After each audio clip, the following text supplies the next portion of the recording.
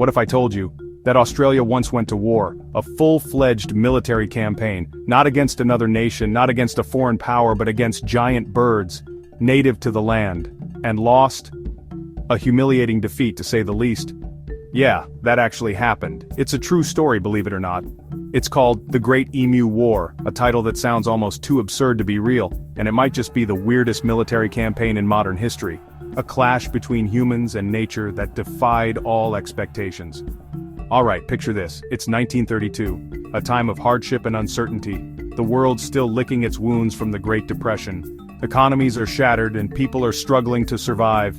In Western Australia, soldiers are suiting up for battle, preparing for a conflict unlike any they've faced before, loading up machine guns, the best weaponry they have at their disposal, prepping ammunition, enough to take on a formidable foe, and drawing up military strategies, carefully planning their attack, or so they thought. But their enemies? Who are they facing in this unusual war? Not soldiers, not a conventional military force, not bandits, not a gang of outlaws causing trouble, not even humans, a foe unlike any they've encountered before. No, their enemies are emus, a seemingly harmless bird but in reality a force to be reckoned with.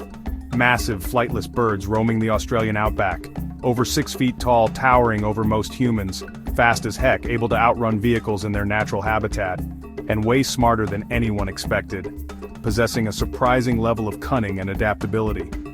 And in the strangest twist, they would win. A victory for the birds, and a defeat for the humans. So, how did it get this far? How did a nation end up at war with a bunch of birds? After World War I, a bunch of Aussie vets returned home, eager to start a new life. The government gave them farmland in Western Australia as a reward for serving. A promise of a better future, a chance to rebuild their lives. But the land was rough, the soil awful, making farming an uphill battle from the start. Then the Depression hit, wheat prices crashed, and these new farmers were barely scraping by, their dreams of prosperity fading away. That's when things got truly out of hand, when a natural disaster turned into an all-out war. See, every year tens of thousands of emus migrated inland, following ancient routes. Right through these struggling farms, their path of migration cutting through the heart of agricultural land, around 20,000 of them, a massive wave of birds descending upon the farms, just stomping crops and smashing fences, leaving a trail of destruction in their wake, destroying pretty much everything the farmers had left, their livelihoods vanishing before their eyes. Desperate, the farmers begged the government for help, pleading for intervention, for a solution to their emu problem. The answer? Send in the army, a drastic measure but one they hoped would solve the crisis. And believe it or not, the government said, agreeing to deploy military forces against the emus. Yeah, okay, giving the green light to what would become known as the Great Emu War. Enter Major GPW Meredith and 2 soldiers, tasked with leading this unusual military operation, from the Royal Australian Artillery. Experienced soldiers, ready for any challenge, packing 2 Lewis machine guns and 10,000 rounds of ammo, a significant amount of firepower. They headed out to take down as many emus as possible, fast, confident in their ability to quickly resolve the situation. Easy, right? A simple task for a trained military force. Wrong, utterly and completely wrong. Turns out emus are the ultimate dodgers, masters of evasion, making them incredibly difficult targets. The soldiers thought it'd be like a shooting gallery, an easy and straightforward exercise. Instead, the birds scattered at the first sign of trouble, displaying remarkable agility and awareness. One witness claimed each group had a leader, suggesting a level of organization and strategy, a big black emu on lookout duty, alert and vigilant, warning the others of impending danger. When the guns roared, the emus bolted, reacting with incredible speed, zigzagging through the chaos, making it nearly impossible for the soldiers to get a clear shot. One day, the soldiers tried to gun down 1,000 emus at once, hoping to achieve a decisive victory. But the machine gun jammed after just a few shots, a critical malfunction at the worst possible moment. The birds got away, escaping unscathed, further demoralizing the troops. On another attempt, they mounted a gun on a truck hoping to gain a mobile advantage, but the ground was so bumpy they couldn't aim, the rough terrain hindering their accuracy, the emus still too quick, easily outmaneuvering the truck and escaping unharmed.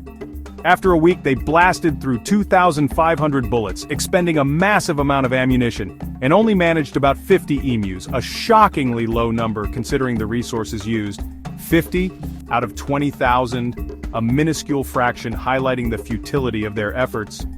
A journalist even joked, if we had a military division with the bullet-carrying capacity of these birds, imagining the emus as soldiers, it would face any army in the world, highlighting the emus' surprising resilience and elusiveness. After just a month, the army gave up, admitting defeat in the face of overwhelming odds. Operation cancelled, a humiliating end to a bizarre military campaign. The emus stuck around, totally unfazed, continuing their migration as if nothing had happened. Australia got roasted in the news, becoming the laughingstock of the international community. Emus won, humans 0, a clear and decisive victory for the birds. But here's the kicker. This isn't just a ridiculous story. It's more than just a funny anecdote from history. It proves something real, something profound about our relationship with nature. Sometimes nature doesn't care about our plans, it follows its own course, regardless of our intentions. Despite all our weapons and pride, despite our technological advancements and military might, we got absolutely schooled by birds. A humbling reminder of our place in the natural world. And the emus? They're still out there, thriving in their natural habitat, watching, waiting, perhaps learning from our mistakes. So, why did the emus win? What factors contributed to their surprising victory? Because they were fast, yes, their speed and agility played a crucial role. But they also adapted. They learned to evade, to scatter, to survive. When people underestimated them, when the soldiers dismissed them as simple birds, they proved you can never count out the underdog, that even the most unlikely creatures can triumph against the odds. If we couldn't beat birds with machine guns, if our advanced weaponry proved ineffective against a flock of emus, what does that say about our confidence in controlling nature today? What lessons can we learn from this historical oddity? Like this wild story? Hit like, subscribe, and ring the bell to stay updated on more incredible tales from history.